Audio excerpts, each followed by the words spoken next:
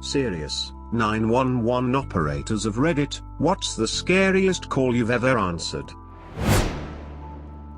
I've posted this before when someone asked me what the most important call I've ever had in my job, so here goes.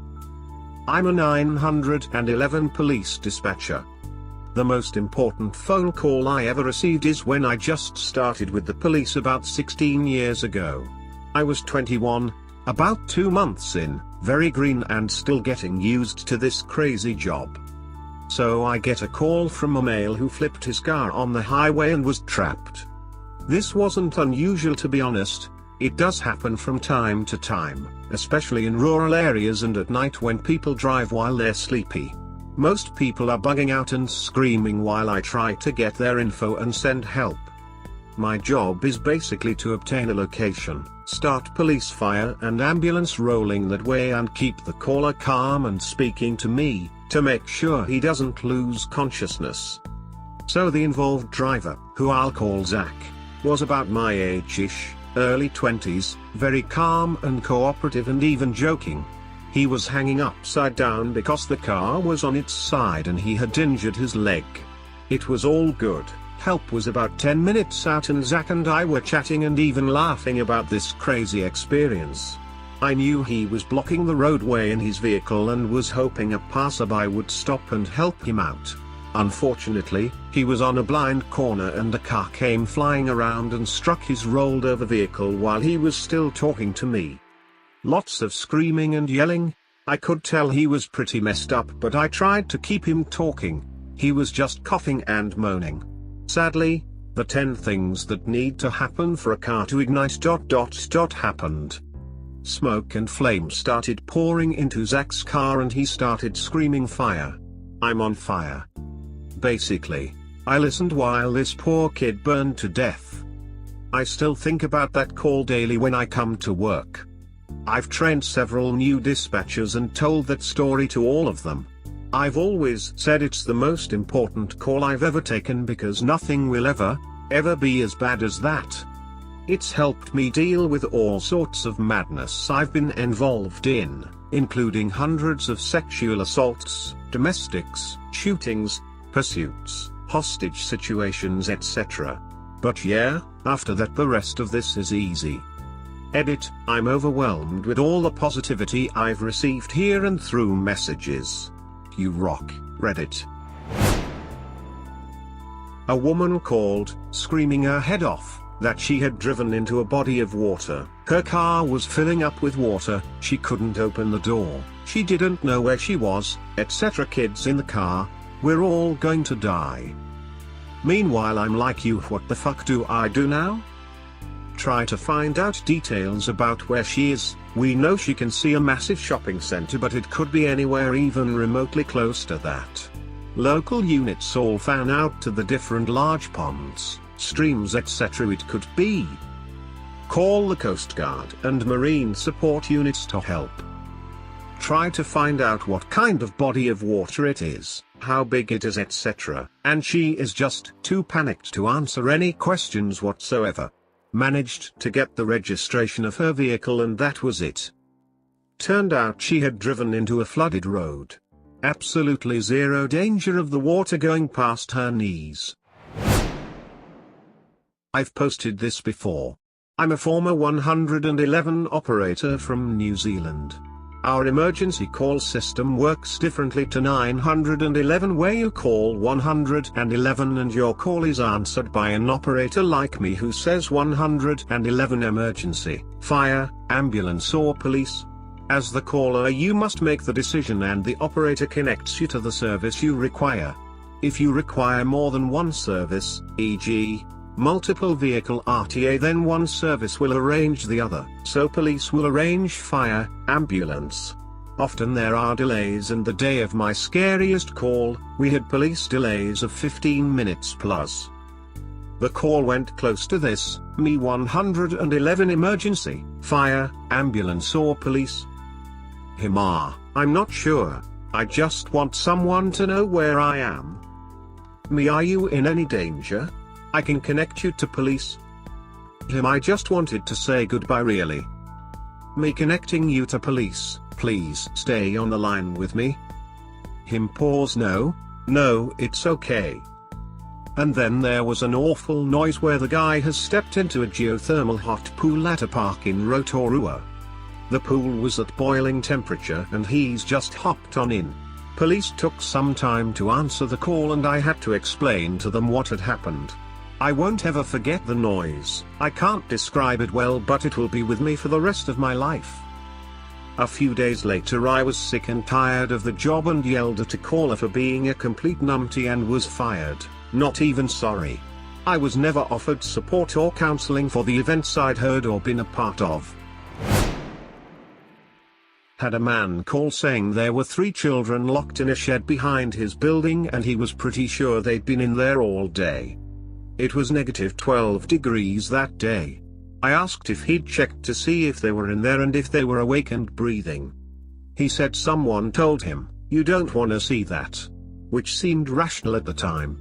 He turned out to have mental health issues and it wasn't true, but for the tens of thousands of calls I've taken I was never so scared as in that moment before I knew it was fake. Not quite the question, but I feel this might apply. If there are mods who think otherwise, go ahead and delete. Here goes. My uncle is a retired US Navy corpsman who spent nearly his entire career with the US Marines, and saw some pretty hairy things over his years in the service. After he got out, he was a paramedic and first responder in his community. Well, one night he gets a call about a single vehicle accident not far from his home, and is the first on the scene. He exits his car, calls in the arrival, and asks for ETA on ambulance and fire because the car is off the road, and fell quite a way down an embankment, and had flipped over. Uncle begins to scramble down the hill in the dark, and then stops suddenly. The car he is looking at belongs to his son, my cousin. He couldn't approach. There was no movement from the vehicle, and no sign of driver. He couldn't look. After all the years of dealing with injuries ranging from deadly to highly amusing, seriously. Some of his Marine stories are epic. The sight of the wrecked car his son was driving shut him down. About 2 minutes later, the fire EMS guys arrive to find him sitting on the side of the hill, sobbing. They know him, and know nothing rattles him on a call. Until then. One of the EMS guys, a friend, knew immediately what was going on. Strapped on his work face and checked the car. Empty.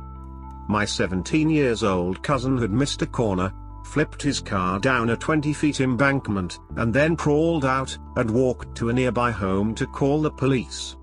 Other than some minor bruising, he was fine. But that was the last day my uncle was able to be a first responder. That night broke his professional detachment. Okay, I'm so late to this, but I've got a rather harrowing one. Also, it wasn't actually myself on the call, but another civilian operator in the room with me. The call came from a 7-year-old boy, who took his time incredibly shakily explaining that his mother had been tied up with tape in the living room of their house whilst a burglar worked his way through their possessions upstairs. The burglar didn't take the time to detain the young boy, and the mother had tape over her mouth, so the kid managed to bring himself to call 999 and get help. The kid's a hero. The operator unfortunately was hugely affected. It's a very emotionally draining job sometimes. She really struggled to keep it together when she realized how serious this all was and how scared the kid was, but the two of them did an excellent job in resolving it all. Call was around 15 minutes. She obviously stayed connected until police arrived. The average burglary takes only 12 minutes in and out in the UK, so the burglar didn't get caught at the time, but police arrived quickly enough to help the mother and her son. I have no idea if he was caught later on because we rarely get follow-ups on anything, but I hope the pose was. Scariest because I didn't know what was going on. This was over 3 years ago. A woman called 911, but nothing was being said. Per my policy at the time, If I had an open line with nothing suspicious being heard, I could disconnect and attempt to call back or leave a voicemail after listening for 1 minute. It had been over a minute, but I thought I could hear arguing in the background, or maybe a TV, so I kept listening. Then this older woman came on whispering about her ex finding her and threatening everyone at the house. The house is a ways away from anything, so it took quite a bit to even get there. The whole time she's explaining to me the DV history he has, and how many guns he owns, and which ones are in his vehicles. Anyways, as deputies get to the house, they park at the end of a very long driveway, and start to walk up. This female is hiding in a detached shed while the ex is in the house threatening to kill them if they don't tell him where she is. She keeps speaking out but can't see deputies, and then lets out the most blood-curdling scream and says someone is shooting. Cue 45 minutes of me sitting there listening to a cell phone that got dropped on the ground, while deputies barely have radio coverage to communicate. Eventually they get a helicopter overhead and that's all I can hear, as they do PA announcements. Get everyone out of the house handcuffed, clear the house and do the investigation for what happened. No one got shot or started shooting, she just heard a really loud boom that's unrelated. But the waiting with no updates is what really got me. The ex went to jail on numerous charges. I've only been in this job for a little over a year, so I don't have a ton of experience to draw from yet. The scariest call I've taken was picking up the phone to screaming. Just screaming. Tried to get her address from her a few times. Finally gave up and just went with the cell drop because there was, thankfully, a really tight radius and I needed to get a call on the screen immediately so officers could be dispatched, because something was truly going on there. I was fortunate she had called in before, so I looked the phone number up and found the address. It fell directly within the cell drop. Turned out she had been stabbed in the head and face by her partner. That's why she was unable to do anything other than scream. He's been charged with attempted murder. That's kind of a tough question. I'll say it's the call I took in training where a woman had found her 12-year-old daughter unconscious on top of a four-wheeler. This model had the gas cap on top up front, so her daughter had gotten on the four-wheeler, taken the gas cap off, and huffed gas fumes until she passed out. We had to walk Mum through CPR, but as in allotted cases, she realized her daughter was breathing. Panic makes it hard to calmly check for pulse and such. What really sticks with me though is one night. Back in 2011 we had bad tornadoes rip through Chattanooga. During the night shift, as it was all going down, our lines were completely jammed and we couldn't call out. People were asking us to call loved ones, but we couldn't. We also couldn't send help anywhere that wasn't a full-blown life or death emergency. And what stands out even more is a fire dispatcher called a supervisor over and said they keep getting on the radio with their locations. Firemen, police, etc. What are they doing? The supervisor said they're telling you where to look for their bodies if a tornado kills them.